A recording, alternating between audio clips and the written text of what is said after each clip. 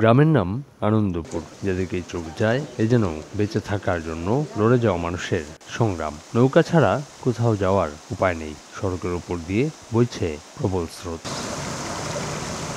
সিলেটের জকিগঞ্জের এমন চিত্রের ভিড়ে আনোয়ারা বেগমের জীবন সংগ্রাম একটু আলাদা। ডুবে থাকা ঘরে ৩ দফা বন্যার ভয়াবহতাকে সঙ্গী করে পিতাহীন সন্তানদের নিয়ে এখনও লড়ছেন তিনি। আনোয়ারা বেগমের ২ সন্তানের একজন বিশেষ চাহিদা সম্পন্ন, তাই কষ্টটা একটু বেশি।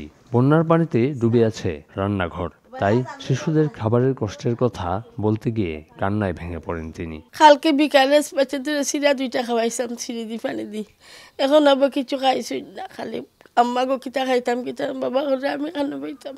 তার বাপও নাই, বড় একটা ছেলে ওর গাড়ি নাই, সেও নাই, 3 বাচ্চা।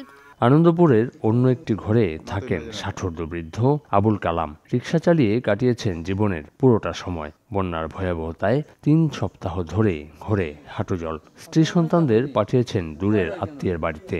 ঘরের মায়ায় এই বৃদ্ধেরও সময় কাটছে দুশ্চিন্তায়। নগদের কাছে সব গ্রাহকই প্রিয়, তাই তো সারা দেশে ক্যাশ আউট চার্জ সবচেয়ে কম। এই পানিটা কতদিন পরে নামবে একমাত্র আল্লাহ পাক রব্বুল আলামিন ছাড়া কেউ আর বলতে পারবে না। বন্যার কবলে আশপাশের ৫০টিরও বেশি গ্রামের মানুষের ভোগান্তি প্রায় একই রকম। তবে পানি কমতে থাকায় আবারও ঘুরে দাঁড়ানোর স্বপ্ন দেখছেন তারা। বন্যা কমার সাথে সাথে রাস্তাঘাট মেরামতের জন্য দ্রুত মানুষ চলার উপযোগী একটা ব্যবস্থা করে দেয়। অবস্থার উন্নতি হলেও এমন গ্রামগুলোর মানুষের জন্য নতুন চ্যালেঞ্জ হবে ক্ষয়ক্ষতির চিহ্ন। আনোয়ারা বেগম এবং আবুল কালামের মতো এমন শত শত পরিবার এখন পানিবন্দী। তাদের চেষ্টা আবারও ঘুরে দাঁড়ানোর।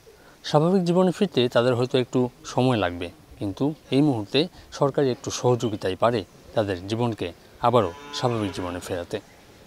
আমিনুল ইসলাম, সময় সংবাদ, জকিগঞ্জ, সিলেট।